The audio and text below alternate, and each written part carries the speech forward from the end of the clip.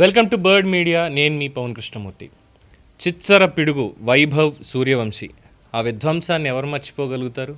అతి పిన్న వయసులోనే 14 ఏళ్ల వయసులోనే T20లో అరంగేట్రం చేసి రాజస్థాన్ రాయల్స్ తరఫున ఏరి కోరి మరి వాళ్ళు 1,10,00,000కి తనని కొనుక్కొని ఓపెనింగ్ అవకాశం ఇస్తే రెచ్చిపోయి మరి ఇది నా టాలెంట్ అని చూపించి నిరూపించుకున్నాడు. ఒక రకంగా చెప్పాలంటే ఇండియాని గెలిచాడు.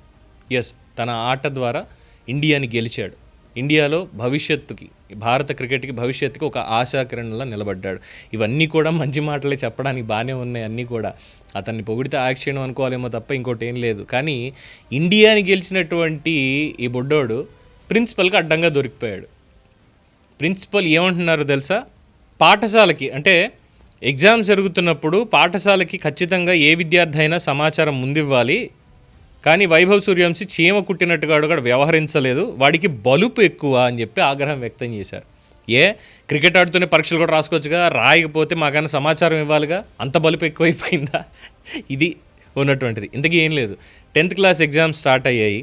అలాగే అండ్ ఈ IPL 2025 టోర్నమెంట్ తర్వాత అండర్ 19లో కూడా సత్తా చాటాడు. ఇదంతా అయ్యింది.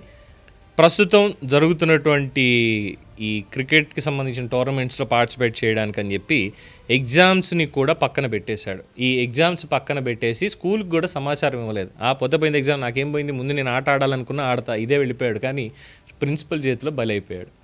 వాడికి అంత బలుప, సమాచారం ఇవ్వాలని తెలీదా, ఏమనుకుంటున్నాడు అసలు అని చెప్పని. ఒక రకంగా చూస్తే ఇది వివాదమే. అండ్ అఫ్కోర్స్ వాళ్ళ స్పాన్సర్స్ కానీ, మేనేజర్ కానీ, లేదా కుటుంబ సభ్యులు కానీ స్కూల్కి వెళ్ళి ఒక మాట చెప్పుండొచ్చు, తప్పేం లేదు. సార్ ఇలా టోర్నమెంట్ ఉంది, ఈ సంవత్సరం కాకపోతే వచ్చే సంవత్సరం రాస్తాడు. లేదంటే కొంతమందికి స్పెషల్ ఎగ్జామ్స్ కూడా పెడతారు.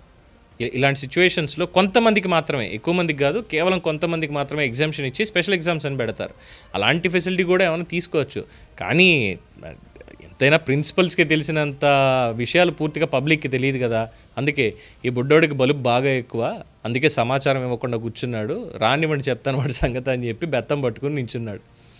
అక్కడికి వెళ్ళి సిక్సర్ల మీద సిక్సర్లు కొడతాడు. స్కూల్కి వెళ్ళిన తర్వాత బెత్తం తన్నులు తింటాడు. సేమ్ మీలాగే, మనలాగే, అంతకుమించి ఏం లేదు. దీని మీద మీ అభిప్రాయం తెలియచేయండి. చూస్తూనే ఉండండి ది బర్డ్ మీడియా.